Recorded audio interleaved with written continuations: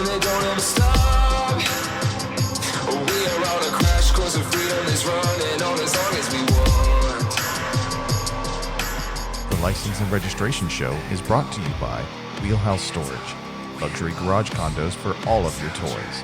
Visit wheelhousestorage.com for more information. Now on to the show. All right.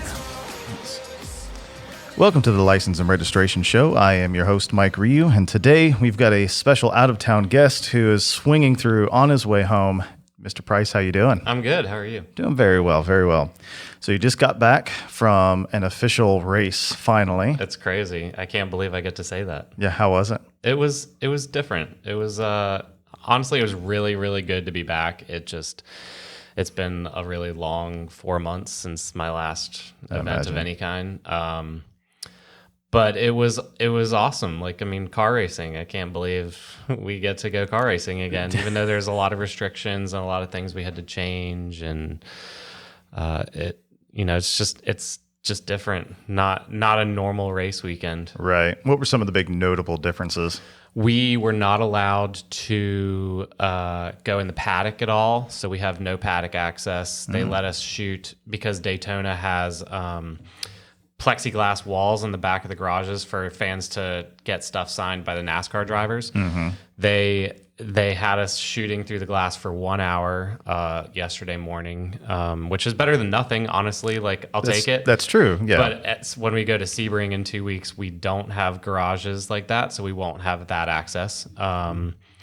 But, we had 1 hour of pit lane access, so I did not expect to be given pit lane access. Oh, that's so that good, was at great. least. We did get to take some pictures on pit lane for our time slots. It just felt like, honestly, it felt like a weekend where, like, normal weekend, you're just go. Mm-hmm. Candid shots, mechanics working on cars. If you're not out on track shooting or you're not editing, then you're in the garage. And this weekend, it was pretty much you're out on track shooting pretty short sessions and then go back to the minivan media center, do a quick edit, and then I just kind of sat there with some buddies and we're just, shooting the breeze. And so is that did everyone kind of just post up in their car to do their own edits and hang out? We had, it was like a lame Cars and Coffee with like a bunch of Dodge Caravan. We all had our own little unique type of car that we'd chosen. I drove a minivan that I rented down up in Charlotte, but most everybody had a minivan of some kind. So we all just kind of parked up our minivans next to each other, and it's like dad's tailgating. Exactly. It was weird. It was really weird. But honestly, it wasn't uncomfortable. The biggest problem is that the lack of internet, because normally we're hardwired to send very large high-res images to our clients. So not having the internet was challenging because you're tethered to your phone, and I'm sure my data plan this month, I am unlimited, but I'm sure it's gonna they'll throttle you. You are over your limit for the month of July. Good luck. Did they limit the number of photographers? It was very limited. We were down to only photographers that work for manufacturers. So I was there for Lamborghini, Corvette had a guy, Porsche had a guy. Every manufacturer brought their photographer that they normally use. And there were no team photographers allowed, unfortunately, because there's not that many of us. So we call ourselves gray vest photographers because IMSA allows us, they give us a gray vest that is issued by IMSA, and it says IMSA photo on the back with a number. And there was probably like 8 of us total. Oh, well, I mean, not exactly having to fight for corners. No, and that was the other thing. They're like, if you come across somebody shooting in a photo hole, you need to not shoot in a photo hole with that person. Right. So it was different in that aspect where you just don't have a bunch of randomers just wandering around working in the same photo holes and pit lane or paddock area as you. Because normally on like Rolex 24 weekend, that media center is filled with probably 75 photographers, and to knock that down to 8, it was noticeably empty out trackside. So definitely a much calmer, chill vibe. It was nice. I mean, really the people that were there barring like except for probably 2 guys that I can think of that should have been there that weren't allowed to go for political reasons, I guess. But we're the people that should be there, that have real clients that need pictures for marketing content. Definitely. Yep. It's an important thing to have pictures of these races. So yeah, I mean, I can't imagine. I mean, yes, most of the people there race because they enjoy racing, but racing is still a business. Yes. And marketing is still a huge aspect of that. So if there's nobody there taking pictures, and probably not that many people in the stands either. I didn't even actually really, because we weren't allowed up in the grandstands either. So we were in the infield roval section only. And because I wasn't allowed near pit lane, I couldn't really, during the race, I wasn't allowed near pit lane. But so actually during the race when they had fans around, I didn't even really get close enough to the grandstands to see how many people were up there. I could see people, they had limited number of camp spots in the infield section, but those people weren't allowed to leave their camp section. Yeah, that's what I heard. You're kind of anchored to where you park. If you go, wherever you go, you're stuck there. Yeah, pick a good spot. Yeah, don't screw it up. So I didn't honestly even look up in the grandstands to see how busy it was, but one of my clients, before we were actually told that we were going to be allowed to go, he said, he was like, if they don't allow you to go, you are going to come as a tire mechanic or a fuel changer or give you a title truck driver. You're going to come because our title sponsor on the car, he said something to the effect of, they get no value out of racing in IMSA, like TV coverage wise. Right. The only thing we get out of this is your pictures. So we need you there. The only reason that they are sponsoring this car is because they want your pictures of the car racing and they want the quality. So we don't care about the TV coverage. We need you there. Right. So I think a lot of the teams and sponsors kind of feel that way, that it's an important thing to have us out there. So hopefully things go back to normal for some of my colleagues that weren't allowed to be there. I really feel for them because it's not fun to be sitting on the sidelines. No. Well, I mean, of course, we all hope for some sense of normalcy coming up. I'm ready for it. And I was hoping if the Florida heat and summer couldn't do something about it, fingers crossed, maybe it'll cook off, and by this fall we'll be better. So we'll back it up just a little bit and kind of go back. I'm sure a lot of your fans are familiar with, your past and what you've done, your path to photography and everything else. But for those out there who aren't familiar with, the history of Jamey Price, a lot of them would probably be surprised that it actually starts with horse racing. It did start with horse racing. My family has been involved with horse racing since my dad was a teenager. So I grew up riding horses. I've always loved horses. They're beautiful animals. They're good for the heart and soul and mind. And so I started riding race horses as an amateur jockey in 2005. So I've been kind of galloping horses in probably 2003, 2004. And then I started racing in 2005 and just absolutely fell in love with it. I was always an athlete.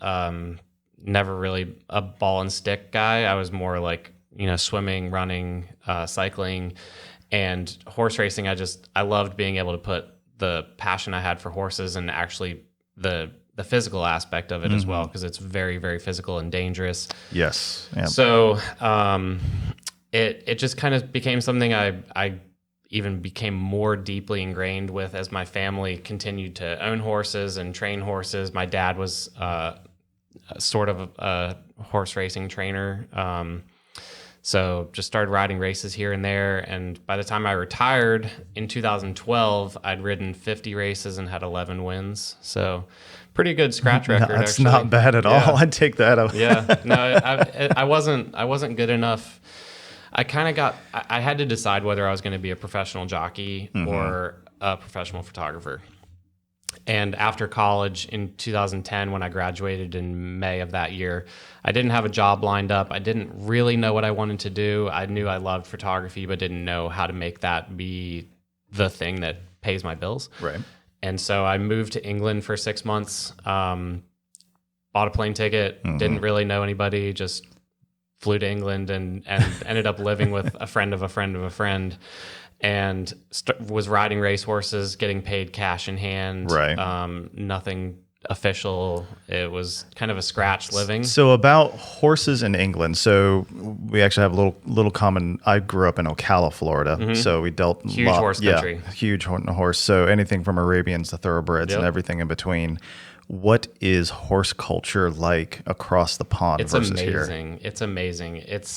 Horse culture here is, it feels more like a business. It's something that people do for a living. They love it, but there's like so many different people doing different jobs here.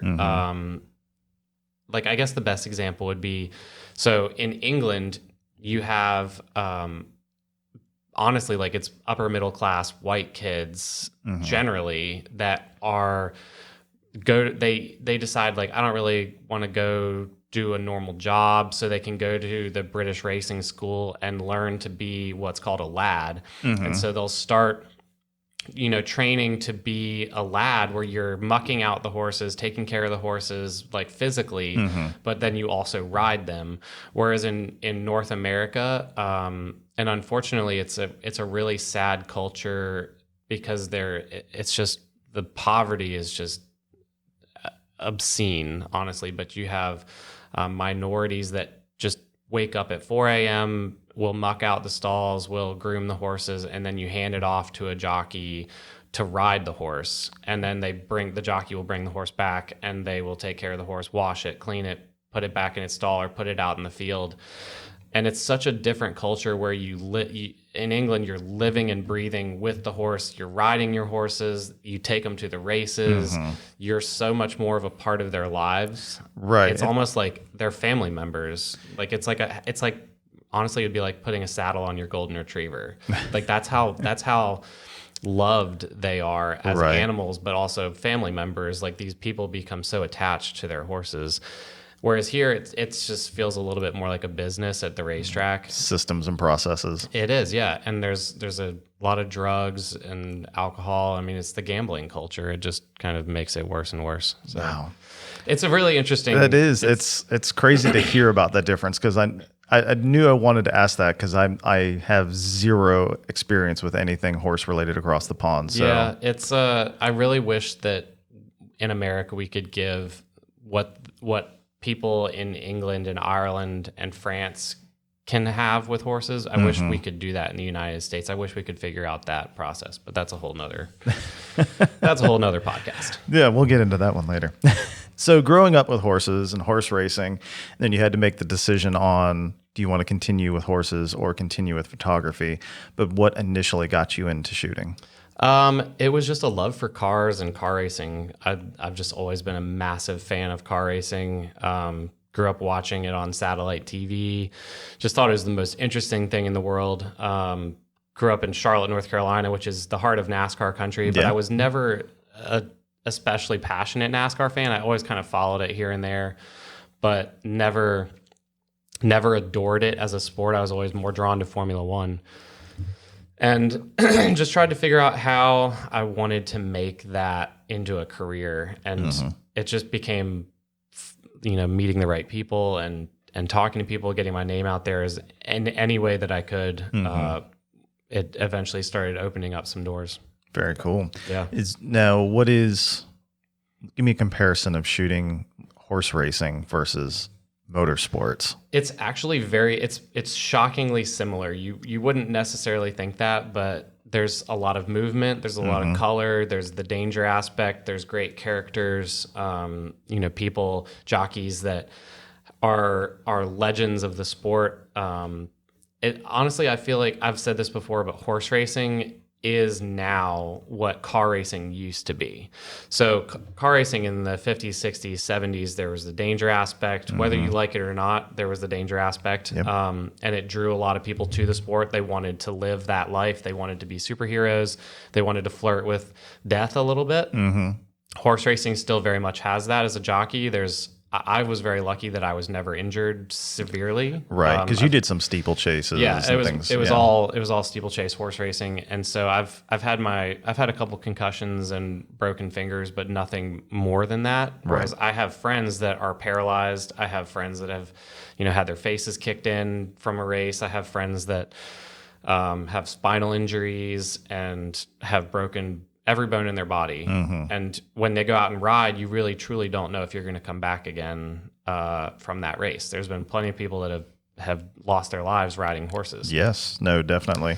So it's honestly, it has a lot of that same danger aspect. And you have, with horse racing, a lot of it's on sand or grass. And so you have the dirty aspect where you used to have drivers come back from, driving in these car races, and they'd be covered in oil and they take their goggles off and it's the outline. I mean, in my mind, I'm picturing those iconic pictures of Sterling Moss where his eyes are completely clean because of his goggles, but the rest of his face is black, covered. So horse racing still has that where you can get pictures of jockeys that are covered in mud and grass like coming out of their ears and noses and sand in their eyes, and it's a very, very photogenic sport. It's a really beautiful sport with all the color and I think even like the pageantry behind it, and like you mentioned, it's probably about the closest we can get today to what historic racing was. Very much so. I mean, you go to somewhere like the Kentucky Derby or the Breeders' Cup in England. There's a couple of really big races: the Grand National, the Cheltenham Festival. And it is equivalent to the Indy 500, Daytona 500, 24 Hours of Le Mans, the same pageantry, people dressed up to the nines. It's a really photogenic sport, and it's hard to make it look ugly, honestly. Yeah, no, it is. It's a very attractive sport. I mean, everything is, like you said, at the end, everyone's a little covered in dirt and muck and everything else. But in the beginning, everyone is... Yeah, you're all clean shaven, and everybody looks great. And then they come back looking like a different person. So learning photography, when you first started shooting, were there either photographers that you were trying to either emulate or looked up to, or was there a specific style that you were really trying to go after? Yeah, the guys that I really looked up to, I was a subscriber of F1 Racing Magazine, and I was never the guy that read every article like word to word. I was the guy that would read the caption and look at the pictures, and that was the only thing that I wanted to do, was just look at the pictures, look at these beautiful, colorful, pretty pictures. Right. And I would flip from page to page to page and be like, how do these guys cover such a fast? These cars are doing 200 miles an hour. How do they stop these cars? How do they make them look like, they're moving, but at the same time, like frozen still? And it was a fascinating thing because I didn't understand photography at all. I just knew that I loved the picture side of it. And there was a couple guys. Darren Heath would be one of them. He's very well known for his very dramatic and colorful pictures. James Moy. There's so many guys that have been doing it for decades and decades and decades, and they've been there since almost the beginning of the sport. Paul-Henri Caillet, he would be another one that he grew up in the paddock of Formula One races because his dad was covering the races. And he then, still covers the odd race here and there, but he's probably 70 years old, maybe. So, the guys like that have become friends of mine, like people that I don't just look up to and look up to their pictures and their work, but also people that, when I go to a race, we say hi, we shake hands. That's How awesome. are you? And it is like the little kid in me, like the 12-year-old reading F1 Racing, seeing their pictures. It is really cool to be standing shoulder to shoulder with these guys trackside in Monaco, where I was that kid looking at their pictures, and now I'm standing next to them in Monaco. That's really cool.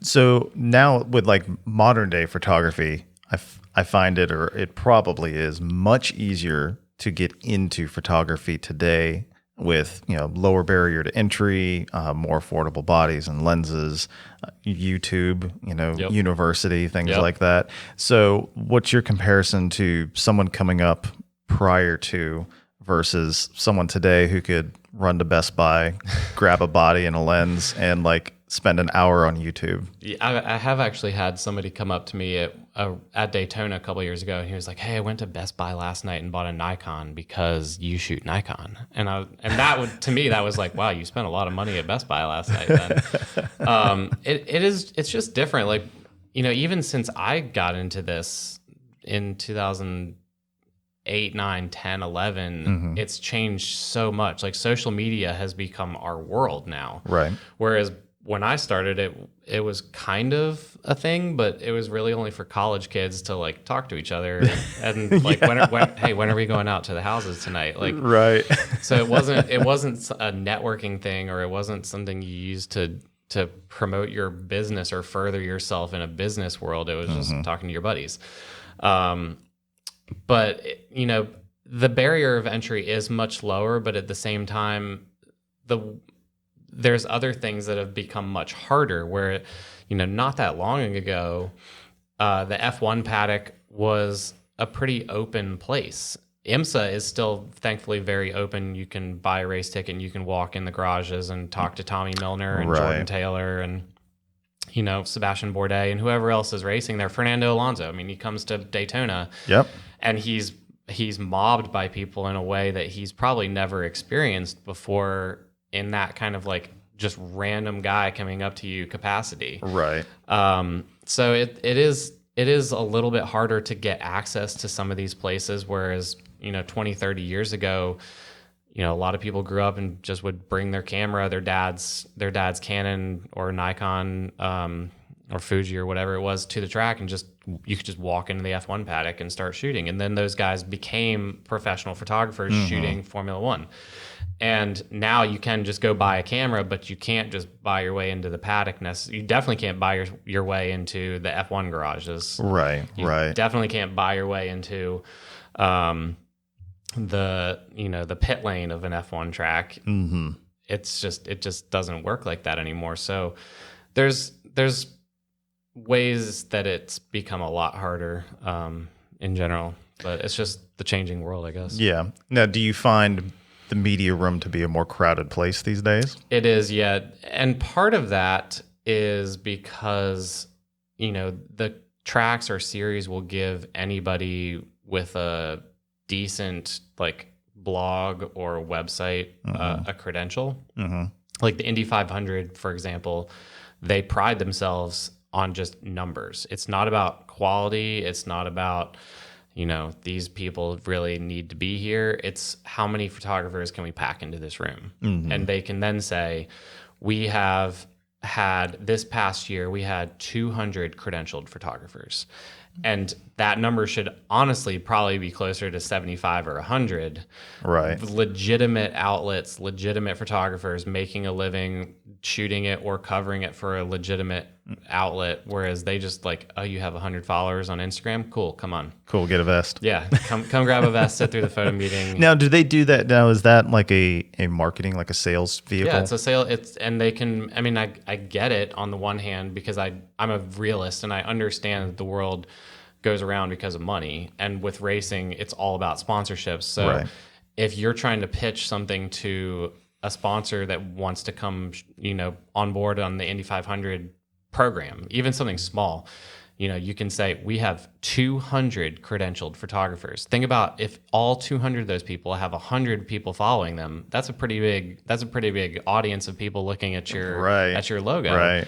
Whereas it's, you know, it should be quality over quantity, and they go for the quantity over quality approach. Gotcha. So they're just hoping that instead of 100 quality, they just go give me 1,000 plus, and maybe go for the shotgun there's some approach. gems. Yeah, throw it at the wall, see what sticks, and if one goes viral, that's great. And it works for them. I mean, it's been running a long time. So, well, and you've done some sports photography as well. Do you kind of see some of that same approach there, or do they? In some ways, the NFL. Most of what I've done outside of sports cars has been the NFL, and the NFL, I feel like, is actually a much more closed door place. It's very hard to get a credential, even for local outlets. They're pretty strict on who goes and who doesn't go.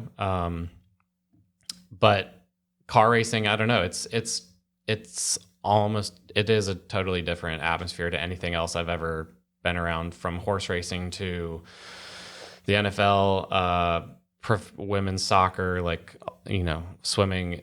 I feel like it's because a racetrack is such a big place, you can cram 200 photographers in, and we're not all standing on top of each other. Right. Yeah. Whereas you can't do that at a 50-yard line. Yeah. You can't have 200 photographers at the Super Bowl. Right. Because that gets dangerous. Yeah, no, definitely. Now, in your early career, did you have a favorite shot or something that sticks out, like one that you remember that was one of my favorites? Yeah, it was actually probably one from the horse racing era of my career, when I was living in England. And part of when I was living in England, I just would always have my camera on me almost at all times. If I wasn't sitting on a horse, I had my camera close by. And there was one morning where there was this insanely beautiful sunrise, just blue skies with a cloud layer and the sun just exploding between the clouds. And I said to my boss, who was the trainer, I just said, I'm going to take a break from this set of horses. I'm not going to ride this horse because they didn't need it. It didn't need to be galloped that day.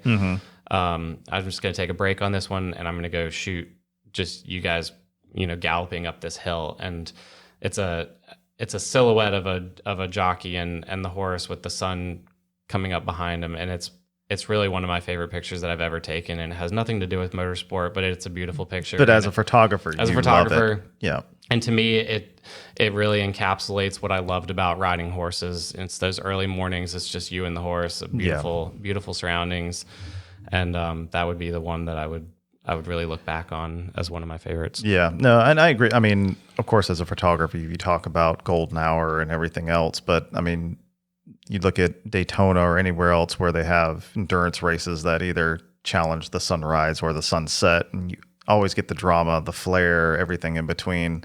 Just adds a little, I think, another element to it. Yeah, and my wife actually last night, she was asking what time the race started, and I was like, it starts at 6:10 and goes till 8:40. She's like, oh, it's so short. And I was like, well, actually, this is like a normal car race. Like this is normal. This is what car racing is normally. You're just used to me being up for 40 hours and shooting, Daytona 24 and Spa 24 and Nürburgring 24 and Le Mans 24. You're used to me saying complaining about a 40-hour workday. This is a normal workday. Most of these races are 2.5 hours. No, what's the difference in planning for a normal race versus an endurance race? The shorter ones are actually almost harder because you have to cover more in a shorter amount of time. Whereas in 24 hours, like, I know I can hit this corner 4 times and I'm still going to have, 22 hours left to spare. Whereas last night, I'm really using where I think the sun will be. We didn't get the sun last night, but just it's all about light and weather. Normally I would say I need to do a little time on pit lane or in the paddock during the weekend, but during the race I would just say I'm going to do a start shot, and then I'm going to go try and get a pit stop, and then I'll go back trackside, do an edit, and then go back trackside for the finish, because it does go very, very quickly. There's that 2 hours, 40 minutes, it goes very quickly. Do you get requested shots from the team? Like there's a particular shot we're looking for, or at this point in time, they're like, we trust what you're doing, you'll deliver? Sometimes, and I'm very, very lucky that a lot of my clients have said, we want you to just go do you. Like, you go have fun, go do what you love to do. They've chosen me because they like my pictures. And that's the beauty of the profession is, I can be standing next to 10 other people. We all do it differently. Right. And our clients, it's personal relationships that we've made over the years. And we can just take those personal relationships and turn them into business relationships where they say, I love your pictures, Jamey. There's nobody else I would want covering this car. You go have fun. And right. I don't need anything from you. Like, one of my clients had a new sponsor on the rear quarter panel over the rear wheels, and they were like, we just need a couple cool pictures of it, but just incorporate it however you would normally incorporate just a pretty picture. If you can get like a rear 3/4 pan, go for it. But if not, they'll be happy. Right. Yeah, they'll see it. But you have other clients that will give you this enormous shot list of really? Like stuff that I know it will never ever be seen by anybody. Anybody. Like it'll be in a PowerPoint presentation between three people. Like here's what we did. And Monterey Car Week comes to mind with stuff like that, but it is frustrating because I'm the kind of person that will put my heart and soul into everything, no matter what I'm shooting, whether it's sunset at Daytona for my biggest client that pays me the most money, or also the client that is paying me almost nothing. And I'll still shoot it with the same passion because, it's my name at the end of the day that's on the chopping block. Right. So you get some shot lists. Sometimes you're like, do I really have to do this? But I mean, that's part of the job. Yeah, no, definitely. And you've been doing it for a while, and you've been successful at it for quite some time, built some great relationships through the years. And as you look back, as you've become more established, and I shouldn't even say more established you are now, but as you've grown up into it, do you feel that as you gained more trust, you were basically given more freedom? Yeah, very much. That freedom comes with people knowing that you know what you're doing with a camera, and that I can go out and even on a boring cloudy day, or if it's pissing rain or 100 degrees and sunny, they know that I'm going to come back with something cool and unique. Right.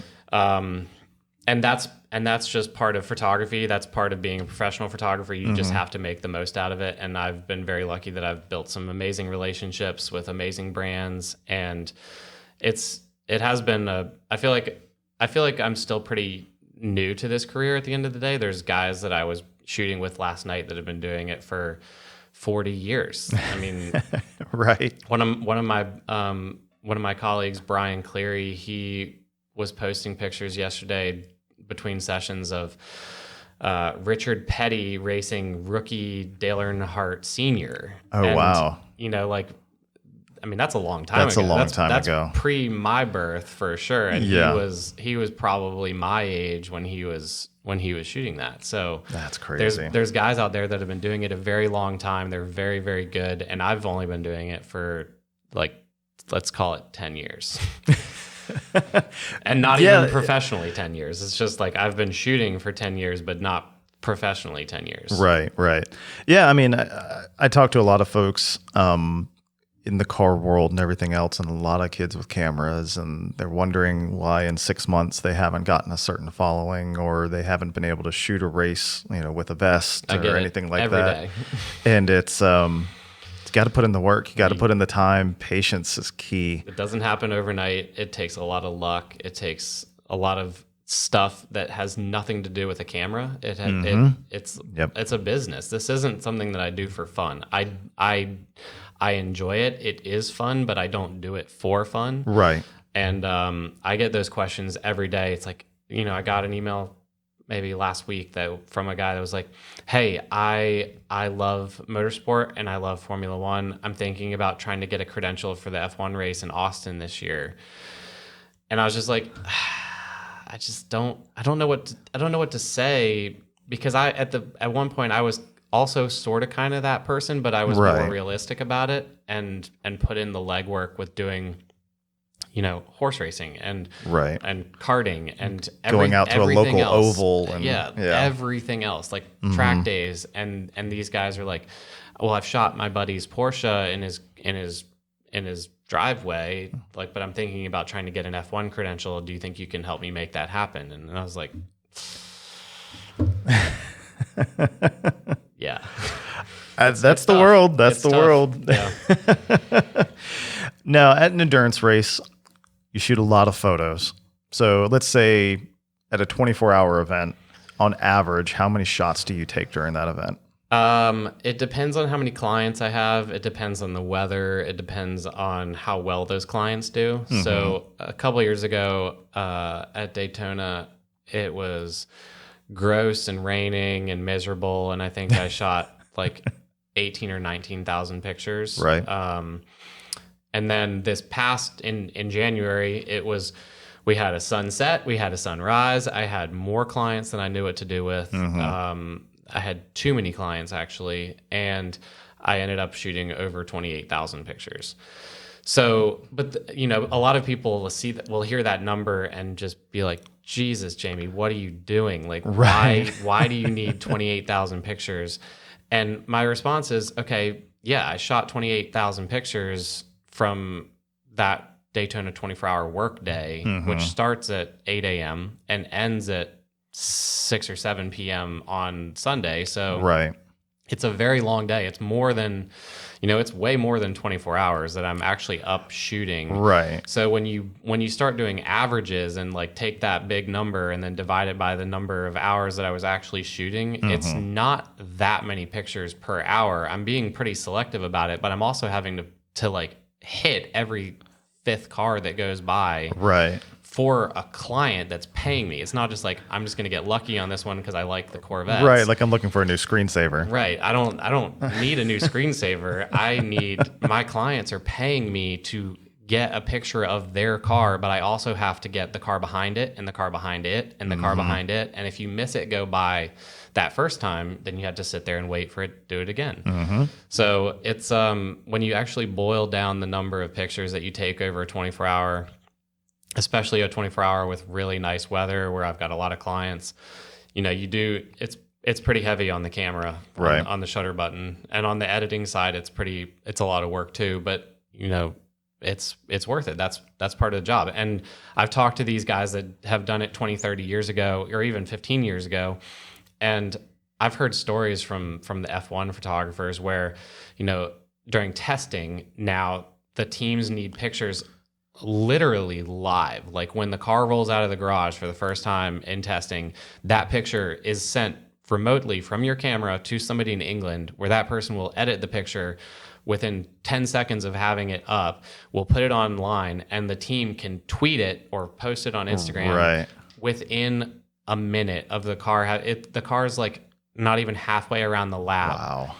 And that's how instantaneously they need those pictures. 20 years ago, when Michael Schumacher was testing, for Ferrari or whatever, if he crashed or the car stopped working or they did 5 laps, everybody would just go home. They'd be like, all right, we're done. We're done. That's it. That's it for the day. We're going to go like drink or have a pizza, at the local pizzeria. Everybody would just go home. And now we're putting in full work days for testing, for Daytona 24-hour testing. Like it's such a monstrous amount of work that you're having to do now, that social media has driven everything to be, if it's not here and now, it's basically useless. Right. So that's, like you've got to cover, was it the Roar before the 24 plus everything leading up to it? Yeah. I've been to Daytona a lot this year. Yeah. Like I said, fortunately I'm only 45 minutes from it. I can't imagine having to drive to it multiple times a year. I flew twice. Once I drove down for the Roar test in the first week of January, and then I flew for the 24-hour, flew for Supercross, and then drove down here. Gotcha. So you also, speaking of endurance racing, you did kind of a, should we call it, is it a mini documentary or should we just call it a documentary? Yeah, mini documentary. All right, so we did a documentary on your experience at Spa. So what was it like putting that together? It was, because that we filmed it in 2017, so I can't believe we're coming up on 3 years since we filmed it. So the original idea was that I wanted to show what it was like to shoot a 24-hour at Daytona. And the powers that be didn't like the idea. One person told me that it was a stupid idea and that no one would watch it.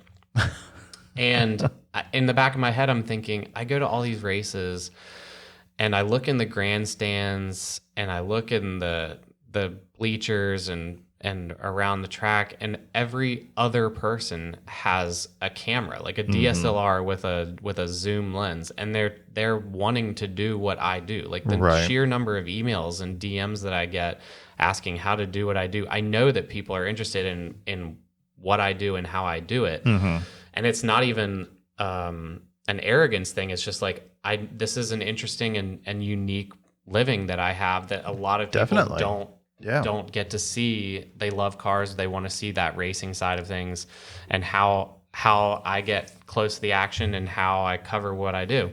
So the original idea was to do it at Daytona. They didn't like it. They thought it was a stupid idea. Daytona wanted an obscene amount of money for IP licensing. Wow.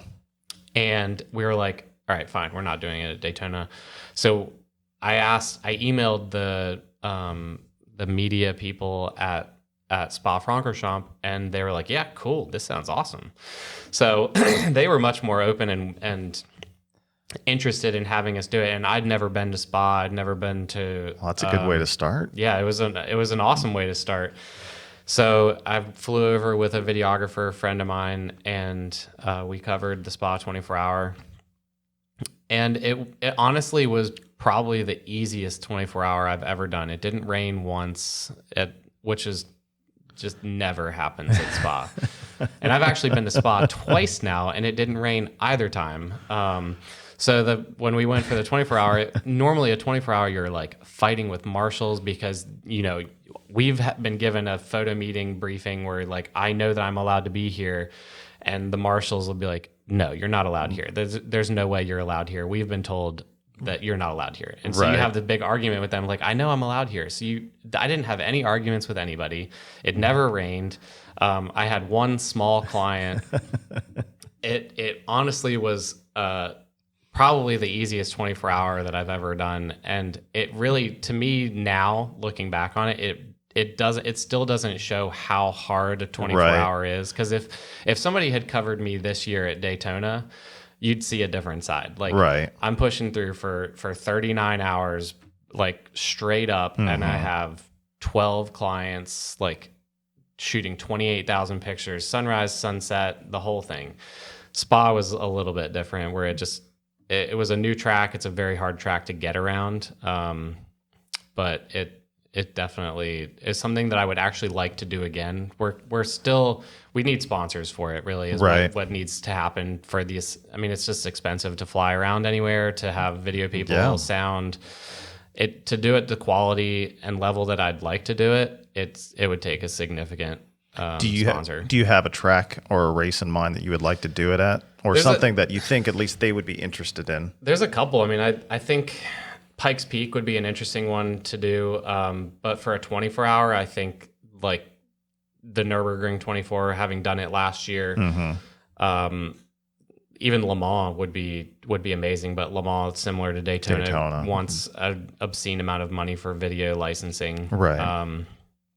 So whether it happens or not, whether we can get a big enough sponsor behind it that, you know, wants to put their name, you know, with it to also show that this is where everybody just sees these swipes and likes, and you just kind of scroll through your feed at 1,000,000 miles an hour. Right. But what you don't see is how hard somebody worked to make that picture. Right. So it's not all iPhone snaps. Exactly. And my hope is that someday some sponsor will be like, you know, I could get behind that.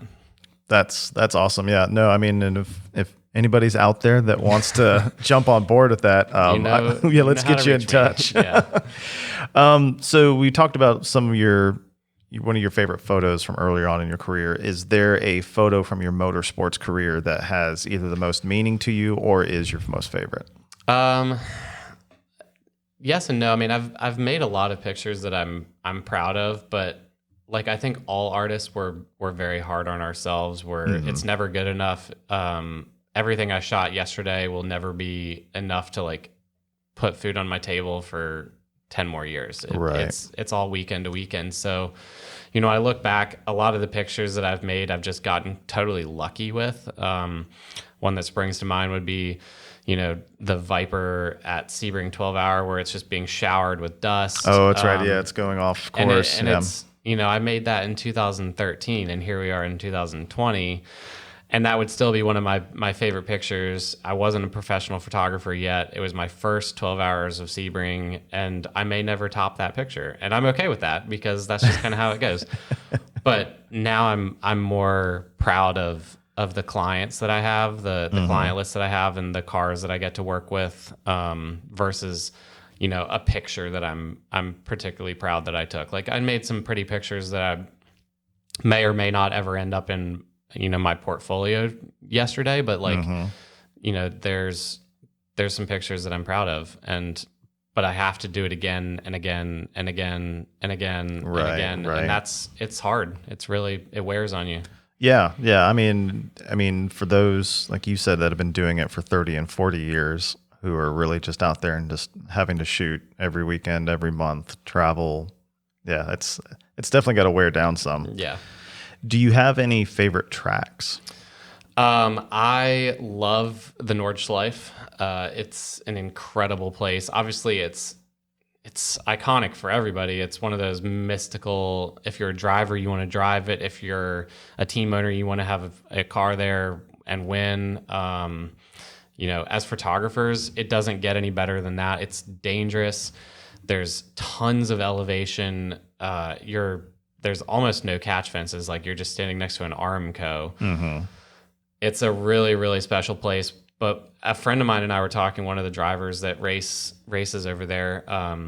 We were both saying that, the Nordschleife and the Nürburgring 24-hour, it's not the same without fans, because they just had a VLN race there maybe a week or two ago, and completely absent of fans. Yeah, and there's no fans allowed. It's just a small handful of photographers, cars, and drivers, and that's it.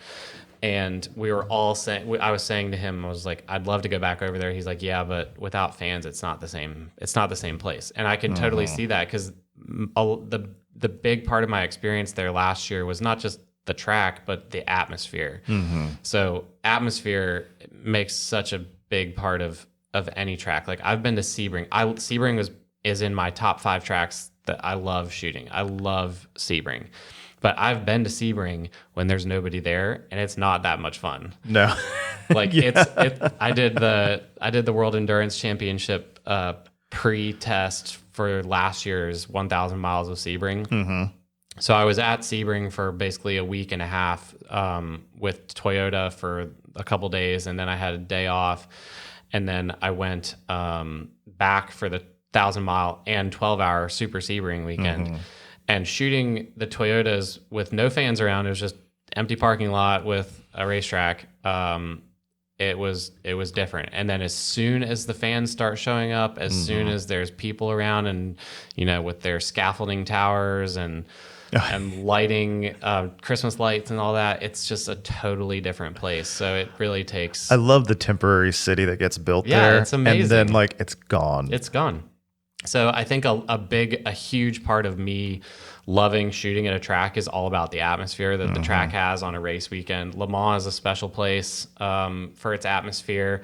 I've never been to a test day at Le Mans, but I'm sure it's very different, where you don't have that, the fans wandering around and the atmosphere that they bring. But then you have places like Monaco, which has almost no fans, but the circuit itself is incredibly special. Right. You're within 2 feet of a Formula One car ripping by at 160 miles an hour, and you can essentially lean against the Armco. I mean, I don't touch the Armco, but you can stand right next to the Armco, and the car is next to you. Right, and there. That's pretty special. That's awesome. Now, speaking of F1, when you shoot F1, is the atmosphere different from, say, an IMSA race? Very. Or is it more celebrity like? Is it more of a pageantry and celebration type deal? Or I love shooting F1. It's a very different atmosphere to a weekend. Like, IMSA to me feels like a family. We're all, like, even the fans, even if the fans have never been to a race, you can tell that fans are wanted to be there, where you can wander around the paddock, you can talk to the drivers, you can go for the autograph session, and the drivers will sit there for the entire autograph session and not move, and they'll probably stay there longer than they have to sign, make sure they get everybody that they have in line an autograph. Whereas for Formula One, it is so hard to nail down a driver for more than 5 minutes, and you never see them. Lewis Hamilton literally runs or rides his scooter from the motorhome to the garage at breakneck speed. Like, it's an impossible job to take pictures of these guys, because they're and I get it, their time, Formula One has become so commercialized that their time is everything. Like if they stopped, if Fernando Alonso, like somebody made a good example or analogy a couple of years ago. If Fernando Alonso stopped for 10 seconds and took a selfie or signed an autograph with every person that stopped him, he wouldn't have time to do anything. Right. So they basically can't. Mm-hmm. They basically can't stop and do this for everybody. So it makes it a very challenging place to work photographically because, really at the end of the day, I just want nice pictures of these drivers talking to each other, smiles, intensity if they're talking about telemetry data or whatever. But it's a very closed door environment. You really don't have a lot of access to the garages unless you're working with a team. Pit lane access is very limited. Tracks are big. They have a ton of sponsor board all over the fences, so you really can't shoot as many places as you'd like. And then you come to a place like Daytona or Sebring or VIR or Mid-Ohio or Watkins Glen, there's almost no catch fences. There's almost no sponsor branding all over the place. You can find the drivers sitting in the garages just talking to each other, talking to their mechanics. Like you can walk into the garage. Like I could walk into, on a normal weekend, I could walk into the Corvette or Porsche or Wayne Taylor Racing garage, not because I necessarily know anybody in the garage, but because they don't care. They allow it. Yeah, it's like you have a media vest on, you have a camera. There's nothing that we're hiding. Like, don't take pictures of the springs or dampers on the car, but everything else, feel free, fire away. Right. And F1, like if you even dip a toe over their boundary line into the garage, you're gonna have a mechanic pushing you out. So it's a very different atmosphere to photography, and it does have that celebrity atmosphere, especially on race day where, Brad Pitt shows up or George Lucas or just all these people that I've Justin Bieber, just random, I want to show my face at an F1 race and just be paparazzi'd. Monaco's especially bad one, but you end up wandering around, and I've become pretty good at like almost being a paparazzi. You have to know who everybody is. You have to know these random, I bet, B-list celebrities, and you're like texting in a group text with the photography agency that I work with. It's like, such and such and such and such is here, just walked into the paddock, and everybody's like, okay, cool, make sure we get pictures of him for the clients. So you're also up on your pop culture then? Yeah, you have to be a little bit up on your pop culture. And a lot of times we'll take a picture because everybody else is taking a picture of them, and I'm like, I have no idea who that is. But we'll figure it out later. Just get the picture. Just get a nice picture, we'll figure it out later. Do you have any tracks, events, or bucket list style shots, or maybe a specific shot that you're like, I haven't done that yet? I've been very, very fortunate that I have checked off a lot of my bucket list, and that's something that I never thought I'd be able to say. Like, I've done the Nürburgring 24-hour, I've done Le Mans 5 times, I've done the Indy 500, I've done Monaco, I've done NASCAR races here, there, and everywhere. I love those, but there's a couple that I still am dying to do, and I would love to shoot the Daytona 500. I've never done the Daytona 500. I would love to do the Bathurst 1000. I've heard that's an incredible race, incredible atmosphere, incredible track. The 12-hour, obviously, I would love to do the Bathurst 12-hour too, but the Bathurst 1000, I've just heard is just like nothing else. Just kind amazing. of like the Nürburgring 24-hour, but in Australia. Yeah. And I honestly, the top of my bucket list would probably be the Isle of Man TT. Oh, that would be awesome. If I could trade every dollar that I make shooting car racing for motorcycle racing, I would do it right here, right now. I'm really surprised when you were over in England in that area, you didn't. Did you even get to one of the races? No, I never got to one of the races, and I spent some time in Ireland too. It just wasn't really the right time of year. It never worked out. I was there July to December, so it wasn't really their road racing time of year because it's always wet. It's always raining that time of year. It's more of a spring, like early summer. And I love motorcycle racing. I love road racing. When I shoot the Macau Grand Prix, the motorcycles are the one thing that I'm like, they have their sessions at like 7:30 in the morning, which is early. Like that's an early session. Most car races, like morning warm up starts at 8 or 9. The Macau motorcycles, their wheels turning at 7:30. Jeez. So you have to be trackside or walking to your trackside spot at 6:45 in the morning, and I'm all about it. Like I will get up at any hour to go shoot these guys.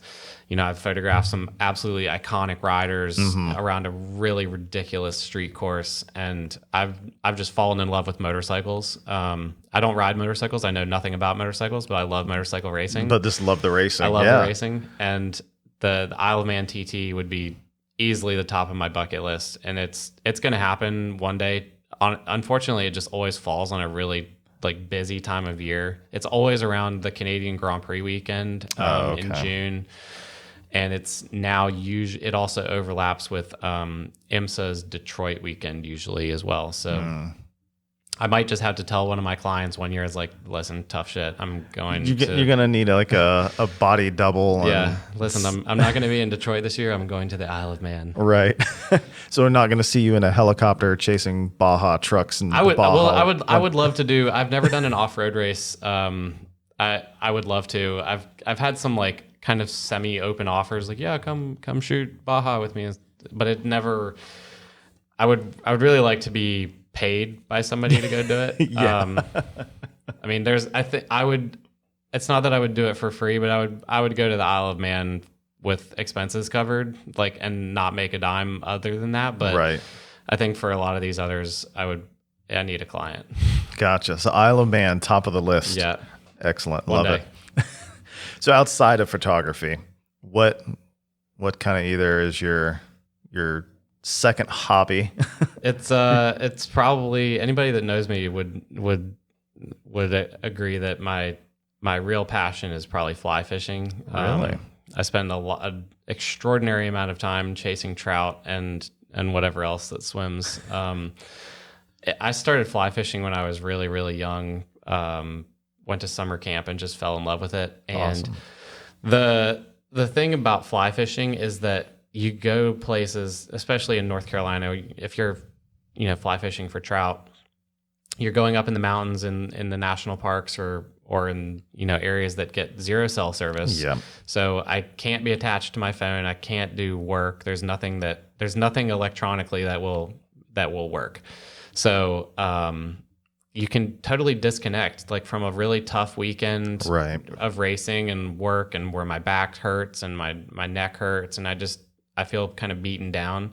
I usually try and get to a trout stream or, go fly fishing somewhere, even saltwater. Like I love fly fishing, and it's a way that I clear my head and can do something that takes a lot of skill, but you have to think about every move that you make. It's like playing chess with a fish. And I just love that aspect where I can kind of relax and detox and rejuvenate myself, and then be ready to go back to work the next week. And I'm thankful that my wife allows me to go do that after having been gone for 3, 4, 5 days, or 30 days sometimes, where she'll be like, yeah, I know you need this, because if you don't get this, then you're not a lot of fun to be around. So right. No, I completely understand that. I mean, do you find yourself and maybe just on average, do you find yourself needing to kind of decompress after a shoot? Yeah. I mean, it's really hard. It's really hard to be creative, and mentally on your game all day after day after day after day. And I'm competing, not even competing isn't the right word, but my pictures are being weighed against people that have much more talent than I do. I'm winging it a lot of the time, where I'll see a picture from somebody and be like, I like that picture. I have no idea how he did that. Right. My buddy Camden Thrasher comes to mind on that. Like, I know I've looked at some of those and I'm like, I don't know how he did that. Yeah, and I don't know how he did that, and I know how to take pictures. I don't know how he did that. So there's some stuff like that where it is really hard to keep on your game also, and you can't let anything get to you. Like there's you can't really have a bad day. Like I've lost, my grandfather died when I was on a job last year, it was the end of 2018. And he passed away when I was on a job. And you really just have to like tuck everything away. You have to just focus on what you're doing, because that's what I'm being paid for. And if you like have a bad day, or you kind of phone it in for a session or a race weekend, your clients aren't going to forget that. Right. And they're going to find somebody that can be there no matter what. Right. And they need that. Like they're not having a bad weekend. They might be having the best weekend ever. They might win the race, but that, you can't like take poor pictures just because you're having a tough time. You break up with your girlfriend, or you have a fight with your wife, or right. Stuff going on at home. It's really hard to be able to push past all that and then just go make pictures that are better than most of the people out there is the goal. And whether you hit that or not is subjective to everybody, but yeah, it's hard. Yeah, no, I mean, you got to be there to deliver, because there's a ton of lenses out there these days. Yep. There's literally thousands and thousands and thousands of people waiting to take my place. Right.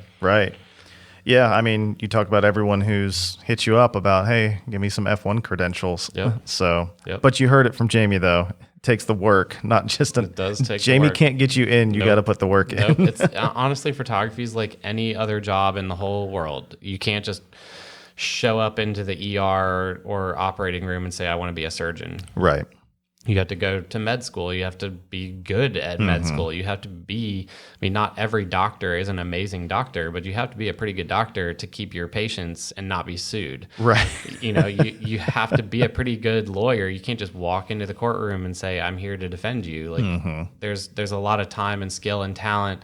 And education is a word that can be, you can define it many different ways. I never had a formal education in photography. It's all been self-taught, where I just picked up a camera and figured it out. Right.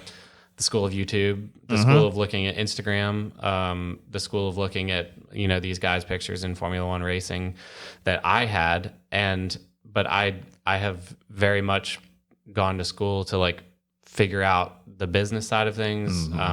Very much like being a well-rounded person in general, studied history and economics and politics and all of that.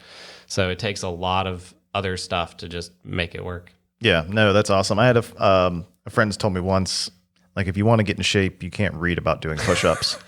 So that is true. Yeah, that is absolutely, and it's the same thing. You can't if you want to be an F1 photographer, you can't just read about being an F1 photographer. You have to go take pictures of anything. Right. No, definitely. So kind of wrapping up a little bit. So you in Charlotte also work with a magazine called QC Exclusive. You want to tell us a little bit about the magazine? Yeah, QC. So Charlotte's nickname is the Queen City. So QC is as an abbreviation of that. But QC Exclusive was started by two buddies of mine in 2011. And originally it was a pretty small print magazine. They did like 6 issues a year maybe. And it's turned into probably one of the fastest growing magazines in the Southeast. That's awesome. It's remained profitable through all of this.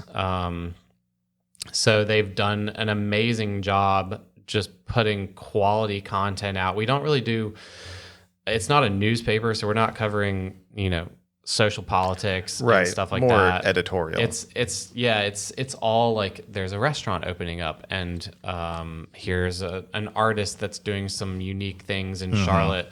We're going to do a little feature on them. So it's allowed me to actually really get to know the city that I live in a way that I never thought I would, where you meet all these amazing people from all different cultures, all over the world, doing really cool stuff in Charlotte. And Charlotte's, it just surpassed San Francisco as really in terms of population. So everybody's like, oh, San Francisco is like got to be one of the bigger cities in North America. I think it's Charlotte's now like the 10th or 11th largest city and ahead of San Francisco in population. So we have a booming population. Wow, yeah. A ton of people moving to the area. It's a big financial hub, right? It's a huge financial hub, but it's also gained because the financial hub honestly kind of made it feel a little bit sterile in my opinion for a long time. And you have all these artists and restaurants and musicians moving to the area and creating their businesses and making their art, which has given Charlotte a really cool vibe and culture. There's a booming arts community, which is just amazing. And with that comes all the benefits of that, with like restaurants and cool bars. And right. So I get to see a lot of that.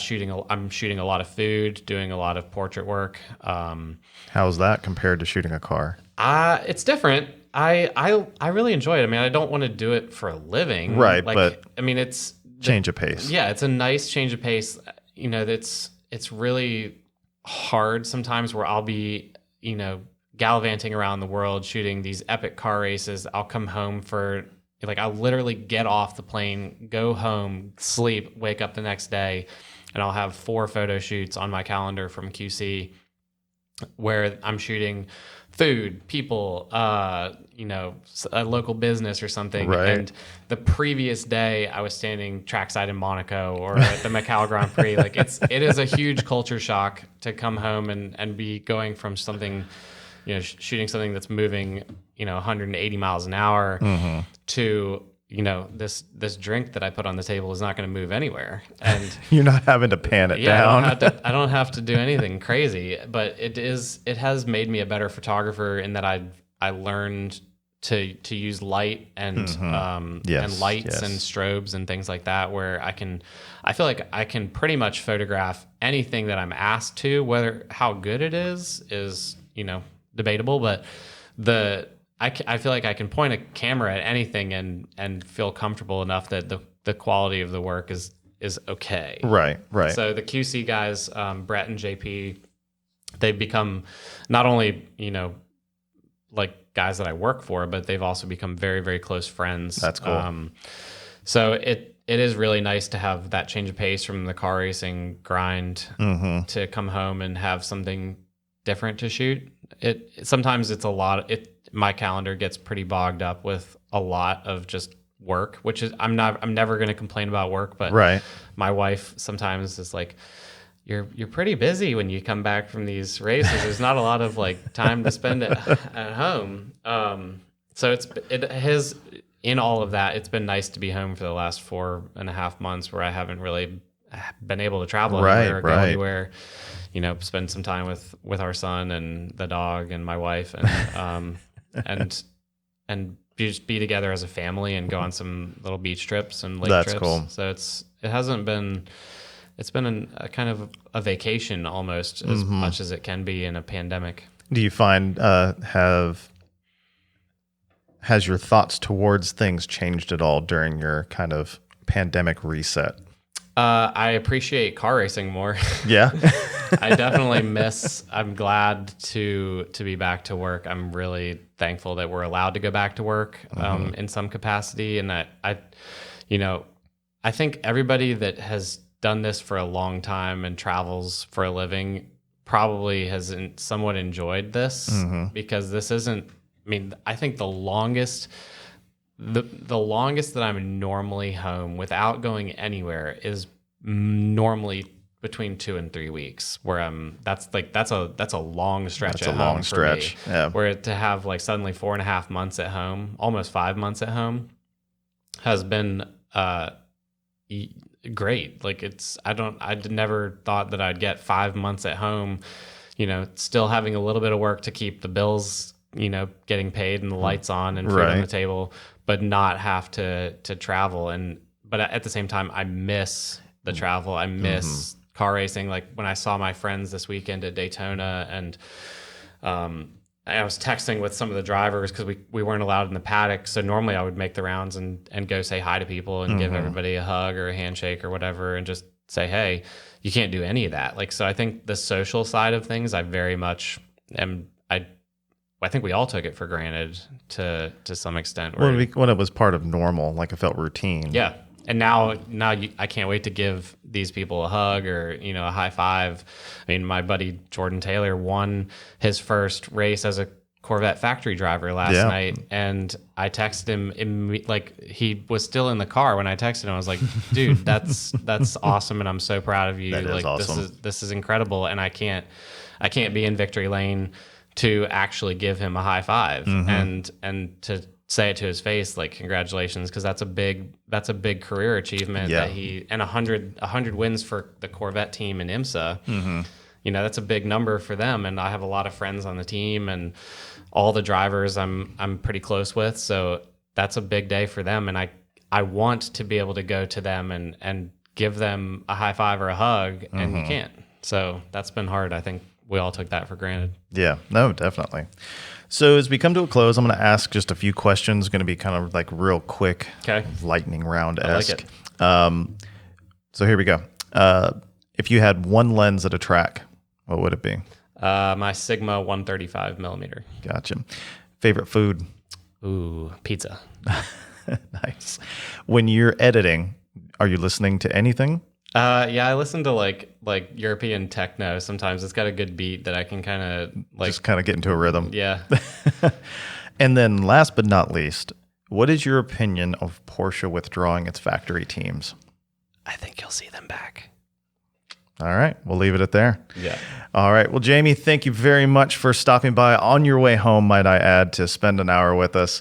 Again, we'll make sure I put all your contact information. Also, we'll put in some information for QC as well, so if people want to check it out, they can. And again, if you're out there, if you're listening, watching, listen, subscribe, all that good stuff, thank you very much, and we'll see you guys again next time. Thanks. Are you ready to see somebody's need for speed? I can put our wings in the wind faster than you could ever believe. Are you ready to rock? From the don't ever stop.